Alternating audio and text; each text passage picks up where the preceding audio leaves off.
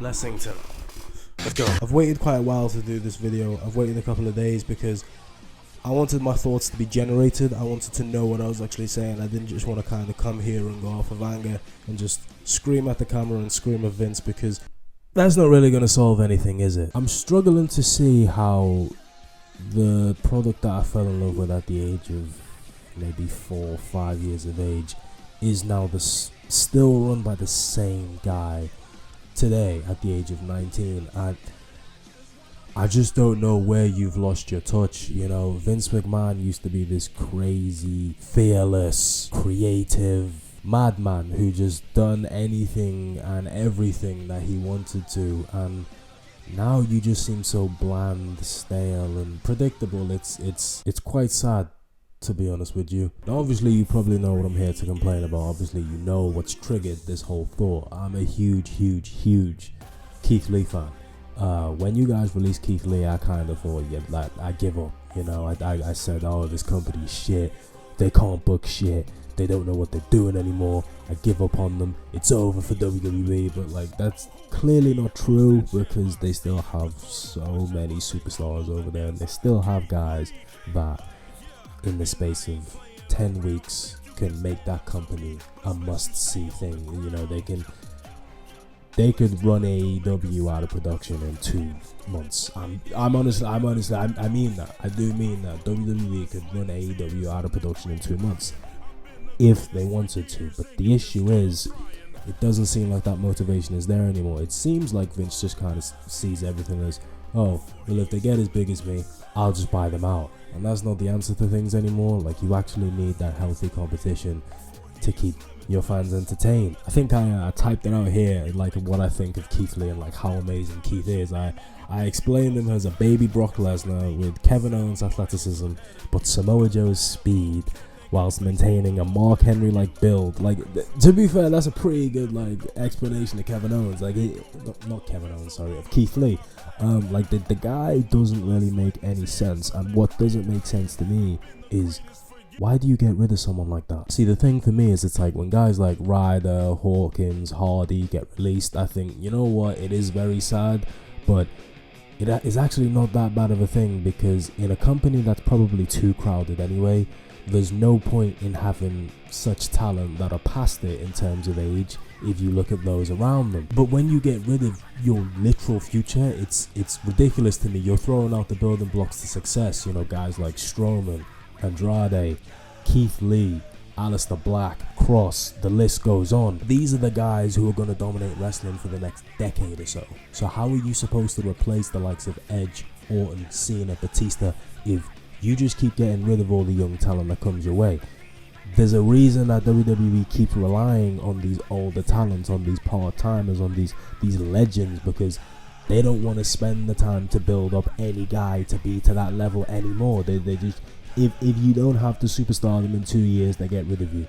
They're done with you. Oh, sorry, we don't really have anything in the books for you anymore, so see you later. Vince knew what he was doing back in the day. Vince was a genius with how he booked these guys.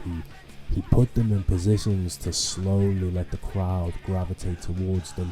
Some of them received the mega push, others had to slime and sneak their way to the title opportunity. That was how you build characters. Nowadays, everyone is kind of just copy and paste. Everyone either wins the Rumble or gets a Money in the Bank contract and cashes it in. And if the title run doesn't go that well, then Vince is kind of done with them. I think the reason that Keith Lee and Karrion Kross really sticks in my head is the fact that I think both guys combined have had a combined stint of maybe a year and a half in the main roster, and they're already released. Like, that's ridiculous when you think about it. Think about the energy when Keith Lee came into the Royal Rumble and he stood next to Brock Lesnar. You threw that away, right? Think about a guy who, I believe Karrion Kross lost the belt in August. He dropped the title to Samoa Joe in August, and you got rid of him in October or early November. Like, that, how do you get rid of a champion that quick? That doesn't make any sense to me. One of the things I wonder if Vince McMahon is still in control. I wonder if Vince McMahon actually has all the power over everything, or if he's just the owner of the company and they're just hiring writers who don't really know much about wrestling to control the entirety of the product, because you have to remember that this is a guy who gave us the Attitude Era. This is a guy who gave us the Ruthless Aggression Era. This is a guy who gave us you might not really think of it, but if you think back, the first 2 to 3 years of the PG era was actually still a good time in wrestling. He gave us the Shield, he gave us the Summer of Punk, he gave us Daniel Bryan's B+ player, whole storyline. Where has that magic gone? I think for me the main issue is you guys don't now look at people who truly do connect with the fans, unless it is the rowdiest of ovations, you know. If you think about it, Daniel Bryan kind of had to force his way into being pushed. Daniel Bryan had to force his way into being in the WrestleMania main event, you know. You guys made wrestling fans boo Rey Mysterio. Rey Mysterio. You guys made wrestling fans boo Rey Mysterio.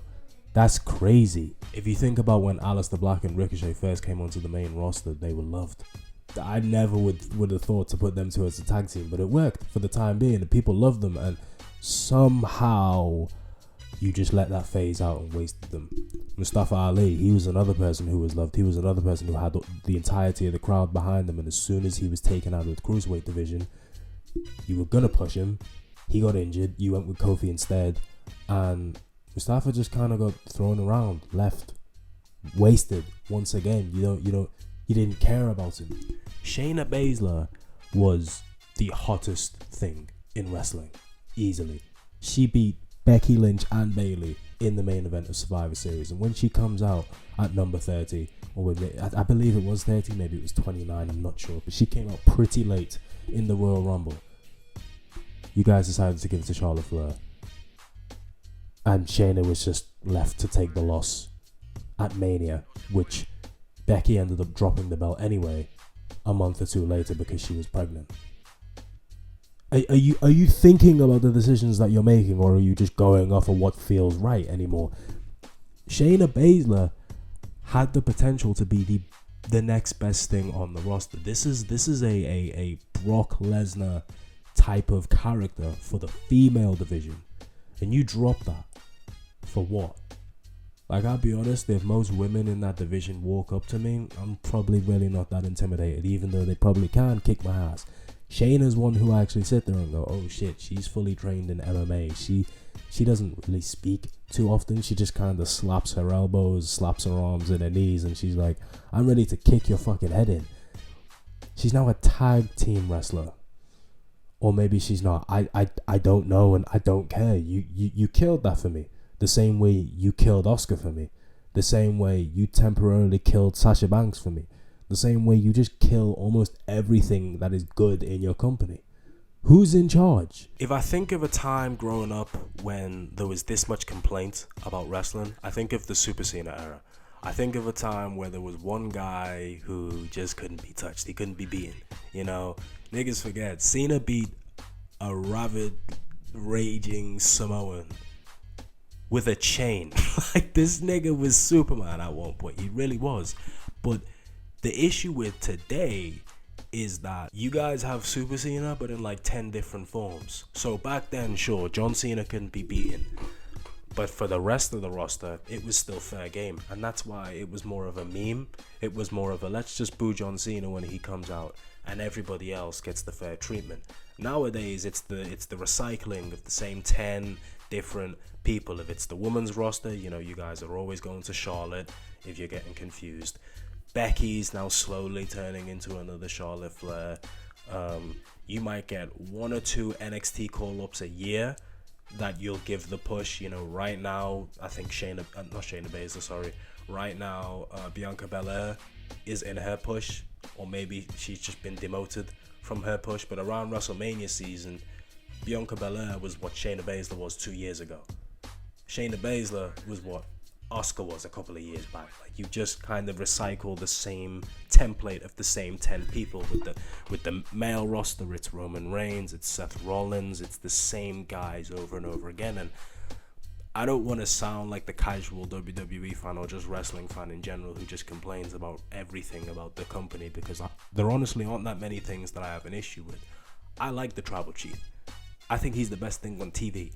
I'm a huge Big E fan, but But I'm more interested in the tribal chief, the bloodline, and Wise Man, because this is the best character that he's ever had. When Roman came back and he speared Braun Strowman and he speared Bray Wyatt, I was like, shit. I'm happy that this is the guy that we're getting, because that's the guy that we've needed for an entire. That's the guy that we've needed for a while. And even if Roman is supposed to be untouchable, even if Roman is supposed to be undeniably the greatest, you're not giving him realistic challenges.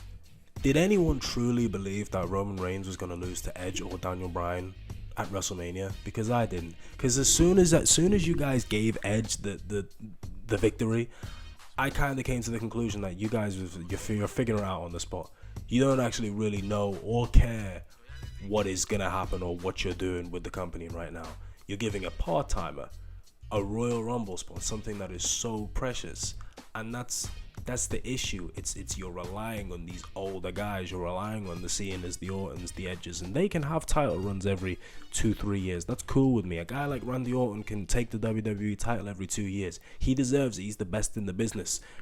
But if you're not building up these younger talents, if you're not building up these younger stars, how am I supposed to stay invested in your product for the next 10 years? It's almost impossible. And I'm falling out of love with it year after year after year. This is something to think about. I might do a follow-up on this video. But Vince, if you for some reason somehow happen to see this video, or anyone can get this video to Vince, bring that magic back. Bring the early 2000s back. Start getting a little creative, you know? Stop relying on the old guys and stop wasting this young talent. There's too much around for you to be doing nothing with it. And please, make WWE great again.